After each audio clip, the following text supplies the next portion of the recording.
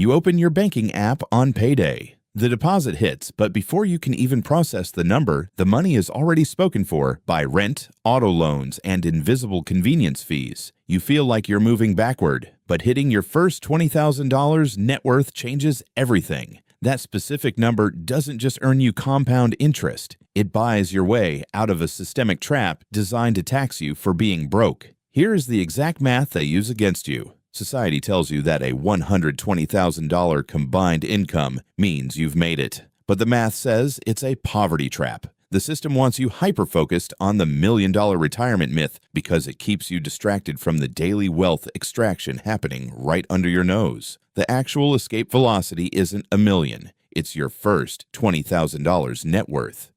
While the exact dollar amount varies depending on your zip code, mathematical escape velocity generally requires 3 to 6 months of baseline living expenses, which for the average U.S. household hits exactly around the $20,000 mark. It's not about the specific number, it's about what that number unlocks. Let's perform a brutal audit of a hypothetical middle-class worker in this economy. We are going to reverse engineer exactly why the cost of being poor is mathematically rigged against you and exactly how to build the leverage to stop it. The cognitive matrix. You're exhausted, not just physically tired, but cognitively drained. You work 45 hours a week, but the shadow work of just trying to survive, the commute, the meal prep you don't have energy for, the endless scrolling looking at houses you can't afford creates deprivation fatigue. You think you're bad with money because you can't stick to a budget. You think your inability to plan for the next 5 years is a personal moral failure. It isn't. Scarcity functions as an equivalent to losing 13 to 14 IQ points, according to Harvard research. You're experiencing a cognitive bandwidth tax. Think of your brain like a smartphone. When you are broke, 90% of your battery is drained just keeping the background apps running, worrying about rent, gas, or whether your card will decline at the pump. You only have 10% battery left to actually plan your future. To understand how deep this goes, look at the Minnesota starvation experiment of 1944. Researchers took 36 healthy and highly capable volunteers and drastically reduced their caloric intake to simulate famine. They expected physical decay, but what they discovered was a complete cognitive takeover. Men with absolutely no prior interest in food became obsessively fixated on cookbooks and recipes. Their brains literally lost the capacity to process complex, long-term thoughts because the biological mandate for immediate survival consumed all available processing power. Your financial reality operates on the exact same neurological hardware. When your checking account hovers near zero, your brain treats it like starvation. It dedicates immense background processing power to calculating which bill to delay. Your brain is essentially being DDoSed by the economy. You cannot strategize a side hustle or optimize a tax strategy when your working memory is consumed by survival. Hitting that first $20,000 net worth literally restores your functional intelligence. It buys back your bandwidth. The daily drain. Let's move from the biology of your brain to the ruthless math of your local grocery store. There is a famous concept popularized by the author Terry Pratchett called Sam Vimes' boot theory of economics. It goes like this. A wealthy man buys a highly durable pair of boots for $50. They keep his feet dry for a decade. A poor man can only afford the $10 boots, but the $10 boots are made of cheap cardboard and leak after a single season. So he buys a new pair every year. After 10 years, the poor man has spent $100 on boots, twice as much as the rich man, and he still has wet feet.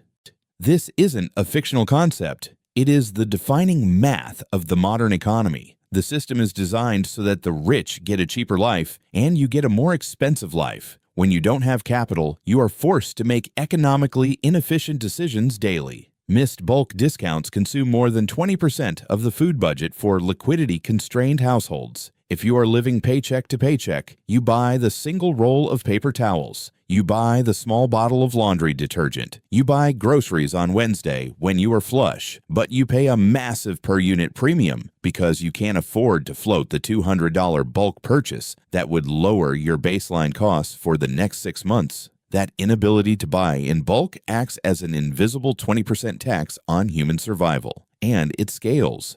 The poverty premium costs low-income households an extra $560 to $620 annually, scaling to approximately $2,800 when high-cost credit is factored in, according to 2024 data. Think about that number. That is $2,800 a year evaporating from your net income simply because you don't have a buffer. You are bleeding money on vampire costs. You aren't paying for goods. You are paying a risk premium because society has deemed your lack of capital as a vulnerability to exploit. This isn't just an expense, it's a penalty for not having capital.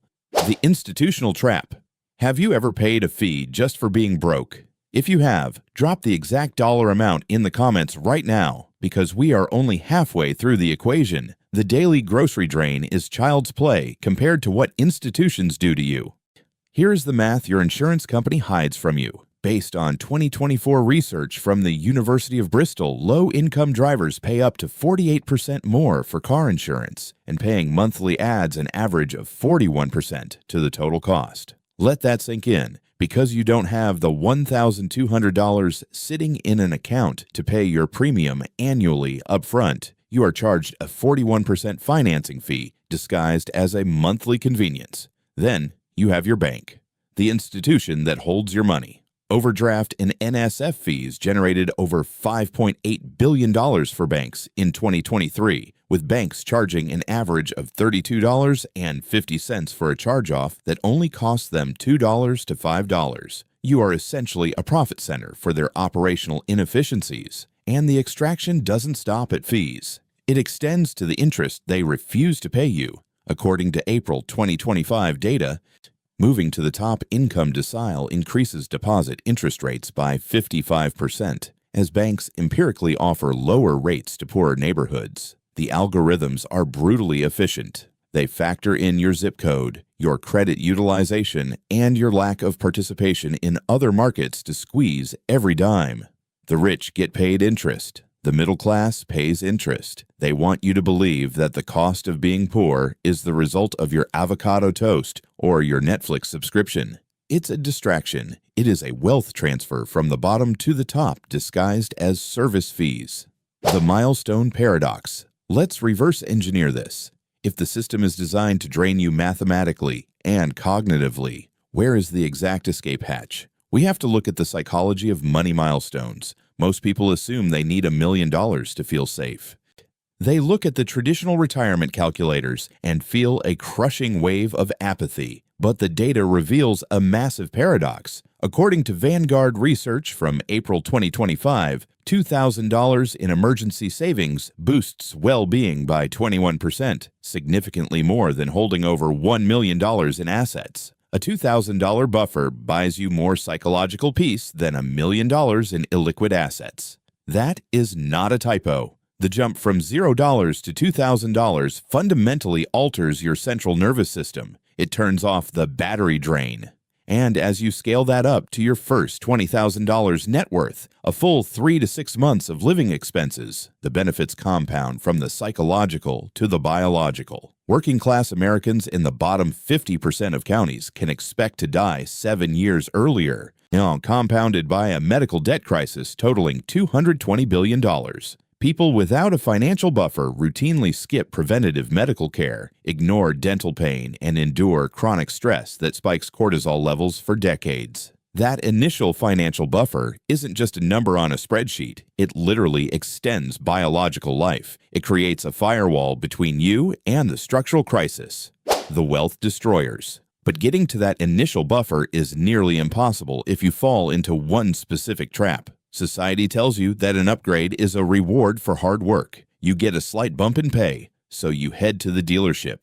You essentially create your own personal auto financing company, except the business loses money every day. According to AAA's September 2025 analysis, the average cost of owning a new vehicle is $11,577 per year, or approximately $964 per month. That $964 a month is the exact capital required to build your escape velocity. Taking an 8-year loan on a depreciating asset guarantees negative equity by year 4. This is wealth destruction disguised as convenience. And because you are locked into that payment, you become vulnerable to the second wealth destroyer. Roughly 33% of participants cash out their retirement savings when leaving a job, but a $2,000 buffer makes workers 43% less likely to do so, according to Vanguard's 2025 data. There's a well-documented case study in the personal finance community of a woman named Tony. She spent 3 years aggressively saving micro-portions of her paycheck. She called it saving like a squirrel. She didn't invest in complicated derivatives. She just hoarded cash until she hit that $20,000 mark.